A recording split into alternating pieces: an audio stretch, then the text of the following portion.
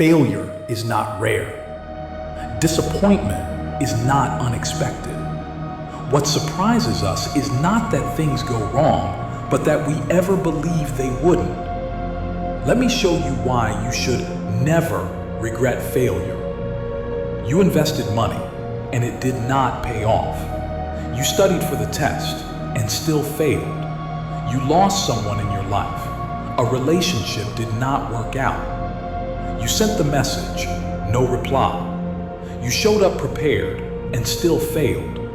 You did everything right, and lost anyway. I know this moment. I have stood in it more times than I can count. I have lost children. I have lost my health. I have faced wars I did not choose.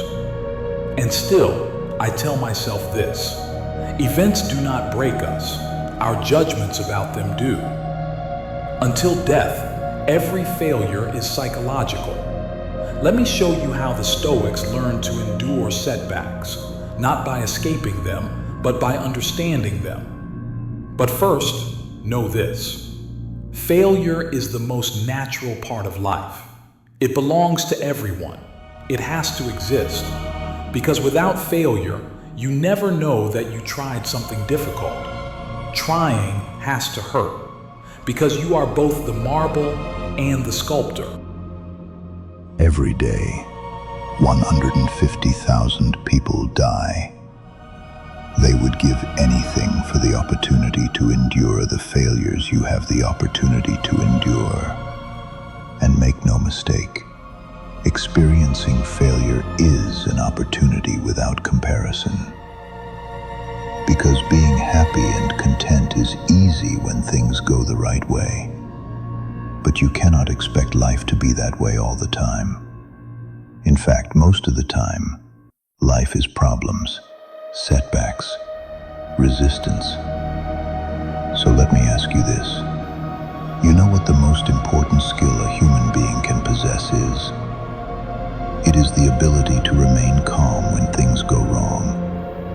To look at a problem and say, I can handle this. Not because it is easy, but because panic has never solved anything.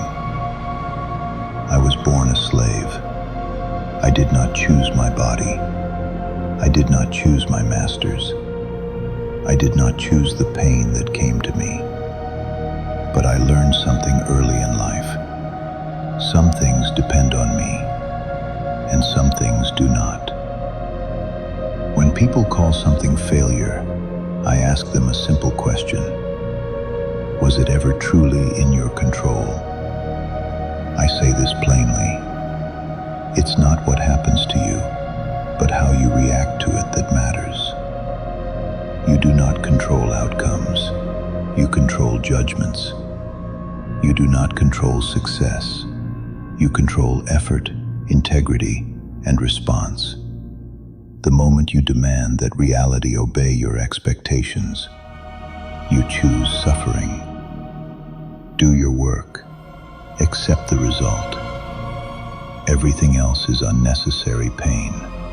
Do not tell me you are ruined. Show me how you respond. I say this clearly. Circumstances don't make the man. They only reveal him. When life is comfortable, character sleeps. But when plans collapse and excuses vanish, the truth appears. Do you complain, or do you act with dignity? You were never tested by success. You are tested by loss.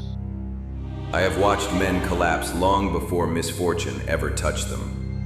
Not because of reality, but because of fear. I remind myself often, we suffer more in imagination than in reality. Before failure arrives, we torture ourselves with visions of disgrace, ruin, and exile from the lives we hoped for.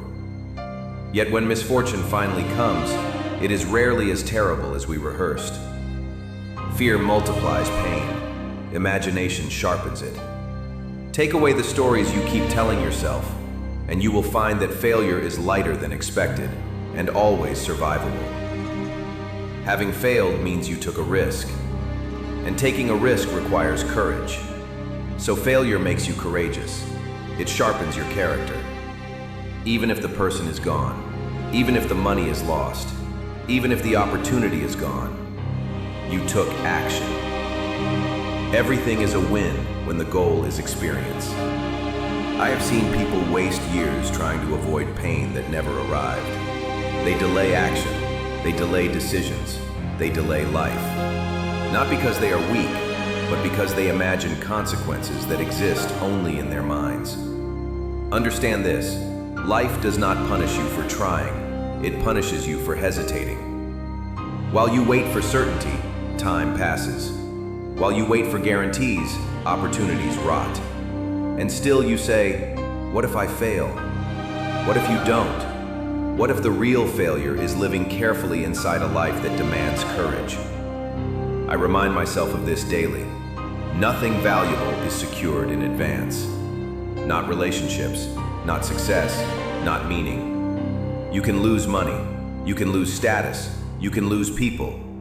You already know this. And yet you behave as if safety were possible. Failure is not the opposite of progress. It is the cost of entry. Every attempt refines you. Every setback educates you. Every loss removes illusion. What you call failure is often clarity. You now know what does not work. You now know what cannot be trusted. You now know where you stand. That is not weakness. That is advantage. The man who has failed has already faced what others fear. He is harder to intimidate, harder to deceive, harder to stop. So do not ask how to avoid failure. Ask how much truth you are willing to endure. So you made a mistake at work and now you are embarrassed. A man who has committed no fault has still committed the greatest fault of all. The fault of doing nothing. You fear judgment. You fear reputation. You fear how this mistake makes you look. But tell me this, did you act or did you hide? Because I have no respect for the man who avoids error by avoiding action. You think your mistake defines you. It does not. What defines you is whether you stand by your decision or abandon it at the first sign of discomfort.